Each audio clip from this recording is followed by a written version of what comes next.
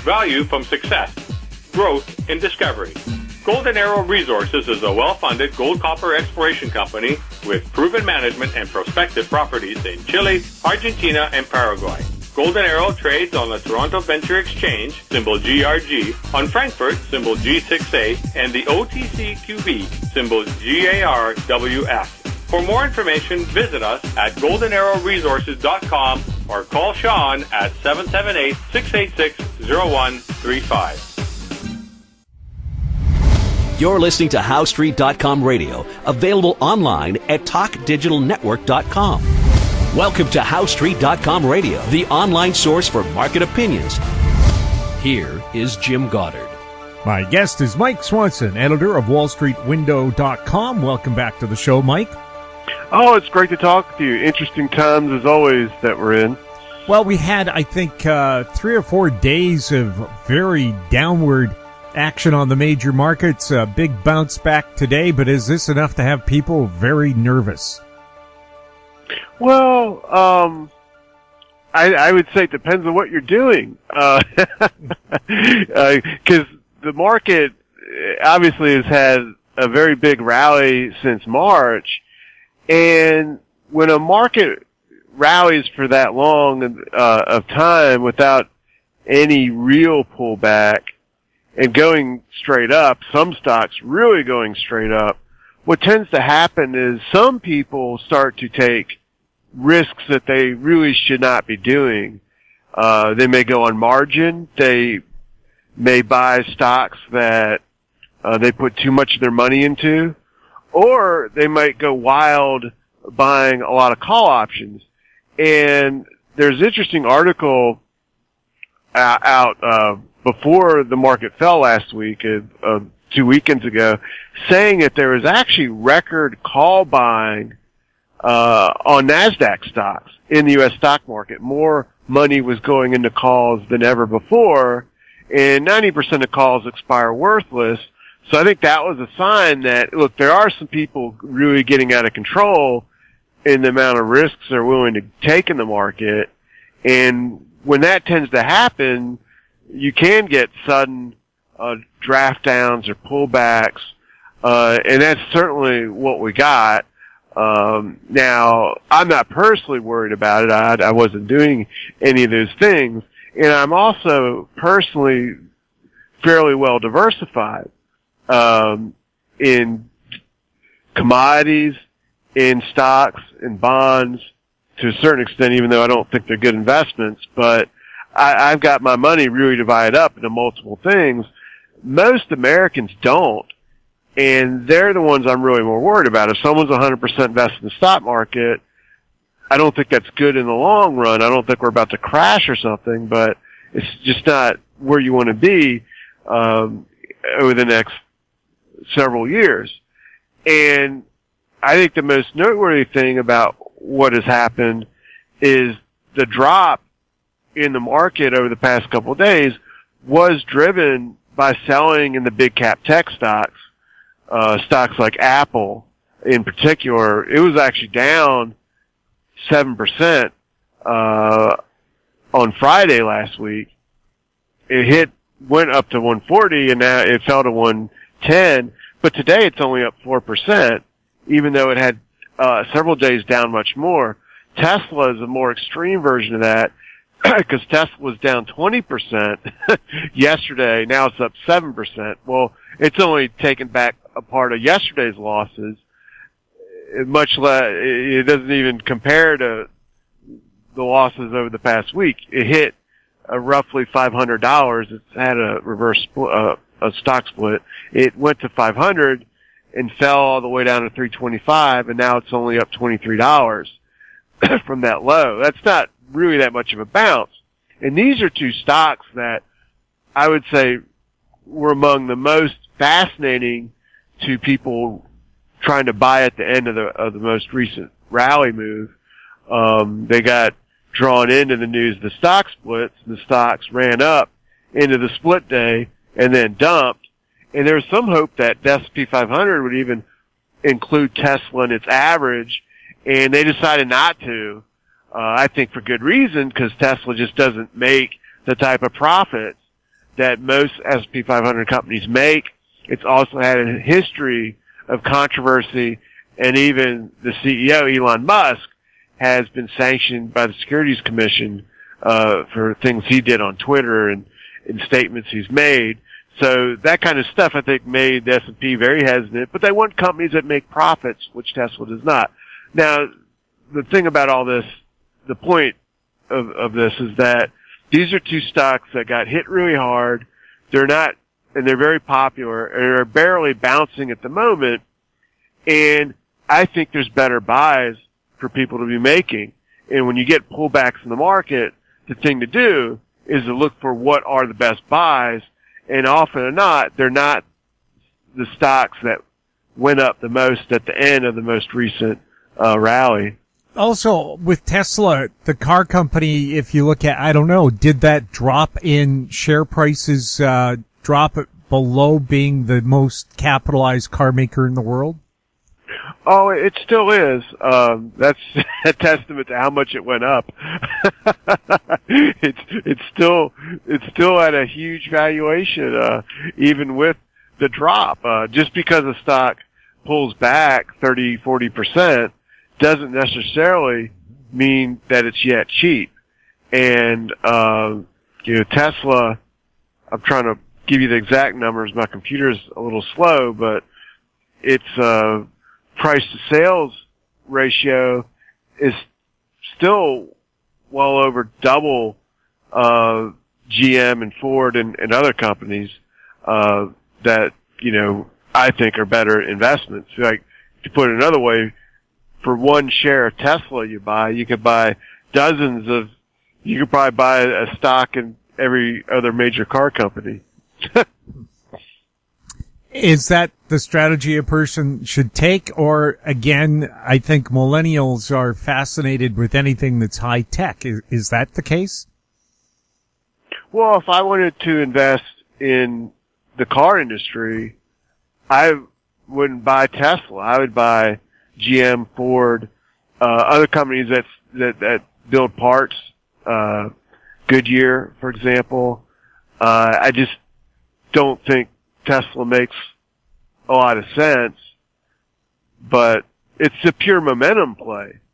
And that's when it did make sense, is when it was going straight up for those type of momentum traders. But it's fallen so sharply off the high that it's the Dow damaged stock. It'll take weeks, if not months, for it to go sideways, repair itself. And who knows, it could bounce, then start to go lower again, which would be bad. I really don't see it as something worth getting into myself. The best types of stocks to buy when the market has a pullback is to find out what held up during the pullback, because that's a sign of strength.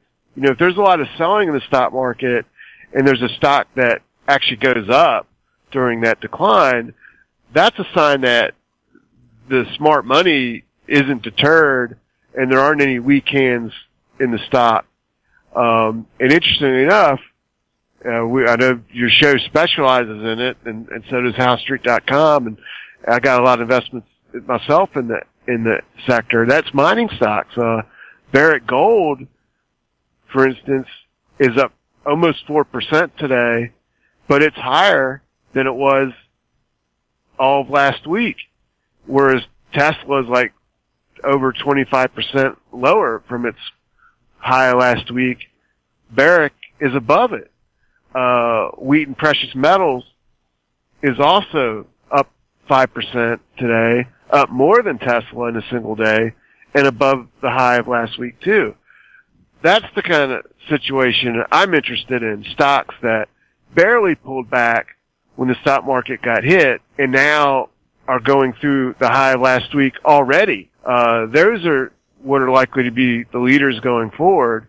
And that's the kind of situation to look for, in my opinion. We'll have more with Mike Swanson right after this. Media recognition from Bloomberg, Reuters, recycling trade publications, patented process for 100% recovery of critical metals, including cobalt, lithium, nickel, manganese, aluminum. American Manganese is focused on recycling lithium-ion batteries for electric vehicles. American Manganese trades on the TSX Venture, AMY, the US, AMYZF, and Frankfurt 2AM. For more information, visit AmericanManganeseInc.com or phone me, Larry Ray, at 778-574-4444. Avon Resources Limited is a gold exploration company with significant projects in British Columbia and the Yukon. Trading on the TSX Venture Exchange, symbol ABN, and the OTCQB, symbol ABNAF. Surrounded by world-class gold deposits and mines, Avon's 23,000 hectares Forest Kerr Gold Project is located in the heart of the Golden Triangle in northwestern BC. For more information, visit us at avonresources.com. Welcome back. We're speaking with Mike Swanson. Mike, President Trump said he wanted to decouple U.S. trade with China.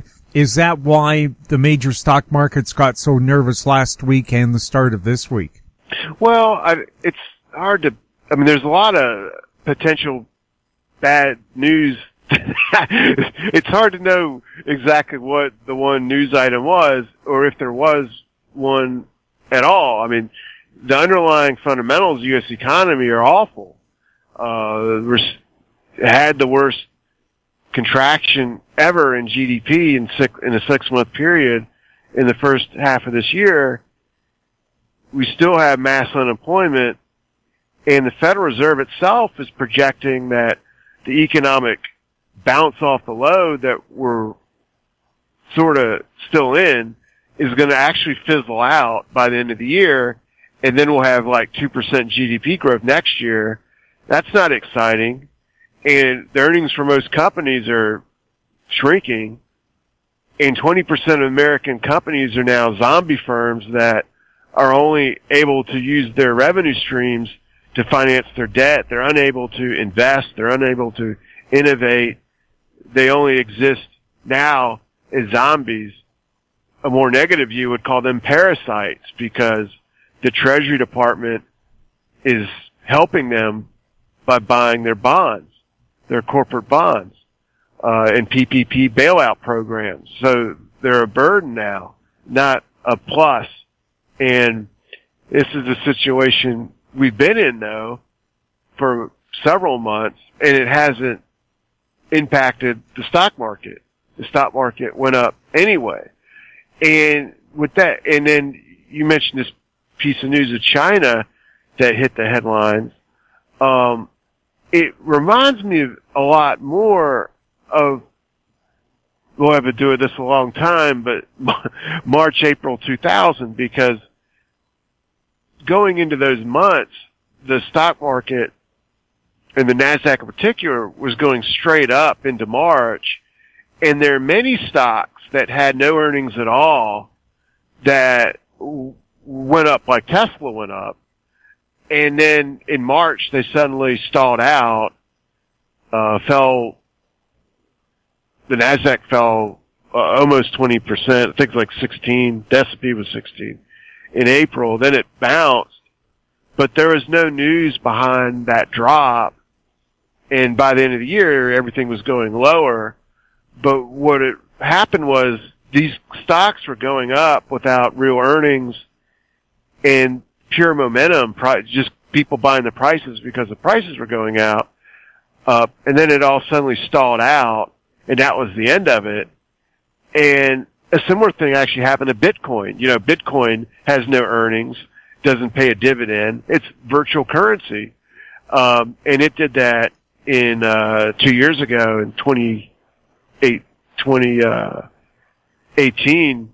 It went straight up to 20,000 from like 3,000 in a 6-month period, and then suddenly it crashed. There's no real news behind the crash except everyone had to buy, and then once everyone got in, it collapsed.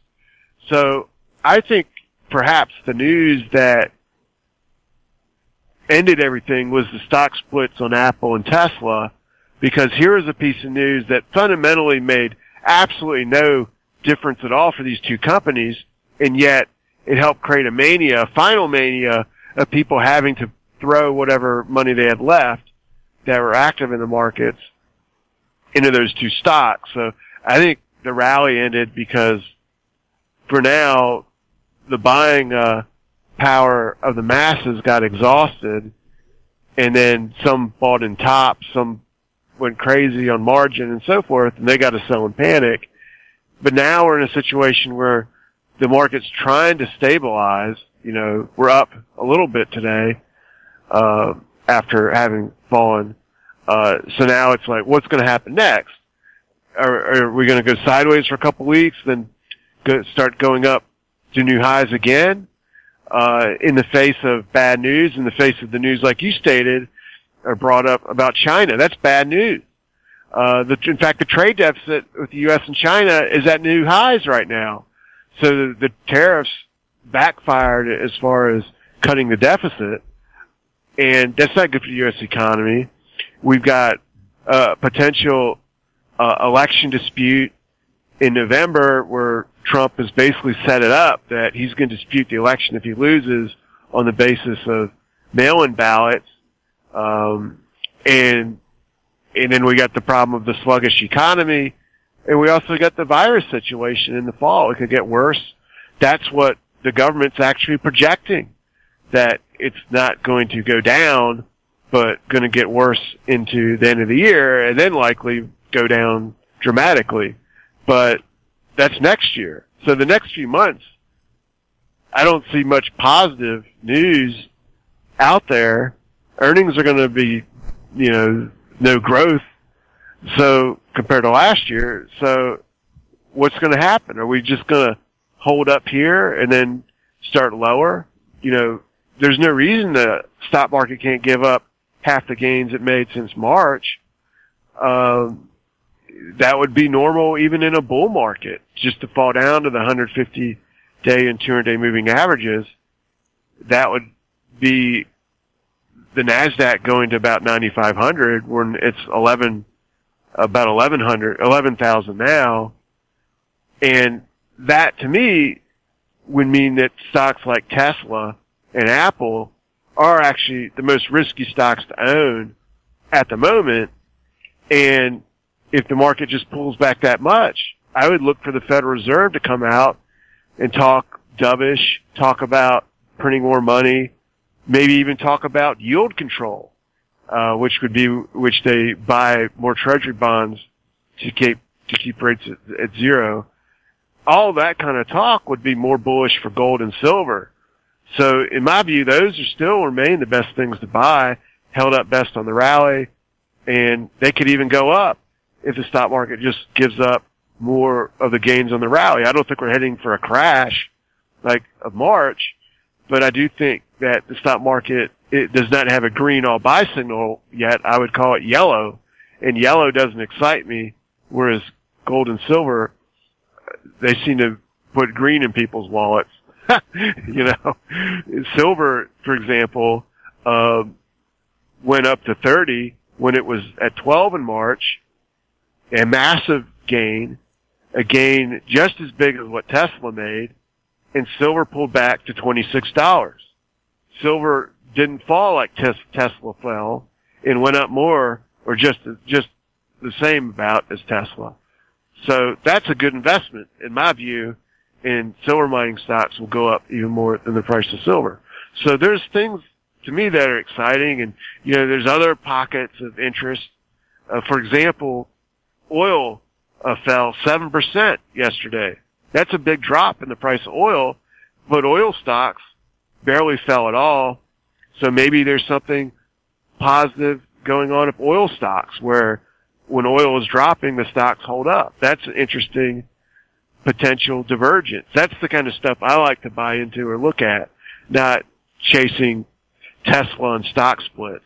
I keep mentioning it, I'm trying to encourage people to maybe get out of that. Think of it like Bitcoin 2 years ago and spread that money out into other things. We'll have more with Mike Swanson right after this.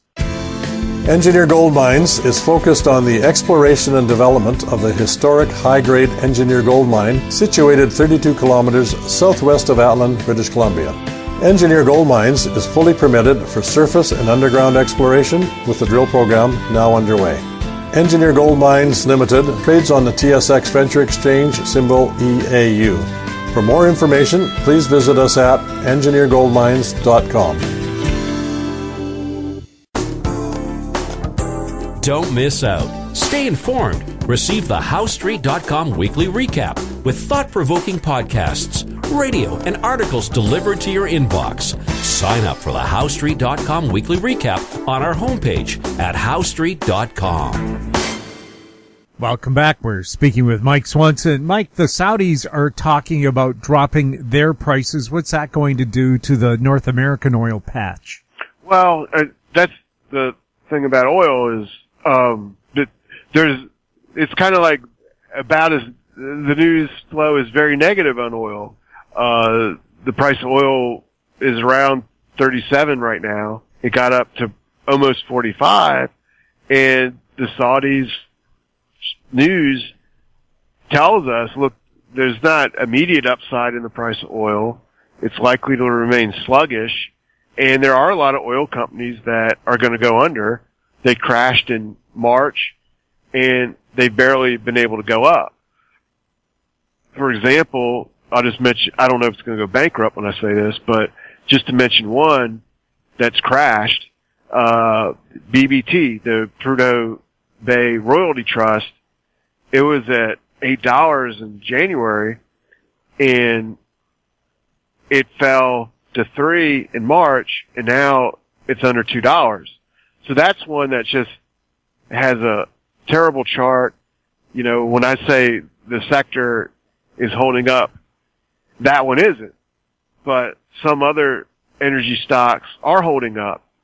And I think that's the ones to look at as potential investment buy points. But it's tough because there's not going to be immediate upside momentum.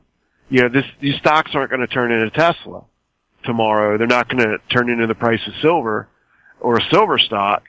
They're more like where gold and silver stocks were in 2015 or 2016. The price of oil, you know, is in a negative, bear market. It's not in a bull market. And that's a situation where you're investing in companies that you're looking to go up in a couple of years, not immediately. And that's not exciting to most, to people. You know, they want something that's going to really take off, right now. What's going on with the Robin Hooders? Have they woken up to gold and silver yet? Well, I don't know. You know, about a month ago, the Robinhood app stopped showing, what individuals are owning. They used to have a list of the top 100 most owned positions. Actually, you could type any symbol in it and find out how many people owned it. They took that information off. So, I mean, back when they last had it, there were very few people in anything metals related. On that top 100 number of stocks owned list, the bottom stock would have like 20,000 people in it. And there wasn't a single gold or silver ETF or stock that had that many people in it. Like the ETFs had like 10,000 people in it. So I don't know what's happened now. I doubt it because, you know, the sector's been in a sideways phase, since the end of July. I mean, so now I guess we have to look at the futures market to try to get an idea of what individuals are doing. Unfortunately, I think Robinhood started getting bad publicity, or thought they were, from sharing that information. Yes, you're supposed to be paying a broker to tell you that kind of stuff. Yeah, exactly. Mike, thank you so much for being on the show. Thank you. Great talking with you. My guest has been Mike Swanson, editor of WallStreetWindow.com. If you have any questions for Mike or any of our other guests, you can send them to info@HowStreet.com. Our YouTube channel is Talk Digital Network. Find us on Twitter @HowStreet. We're also on Facebook. I'm Jim Goddard. Thank you for listening. Comments made on HowStreet.com radio are an expression of opinion only and should not be construed in any matter whatsoever as recommendations to buy or sell any financial instrument at any time. Available online at TalkDigitalNetwork.com. HowStreet.com radio is a production of HowStreet Media Incorporated.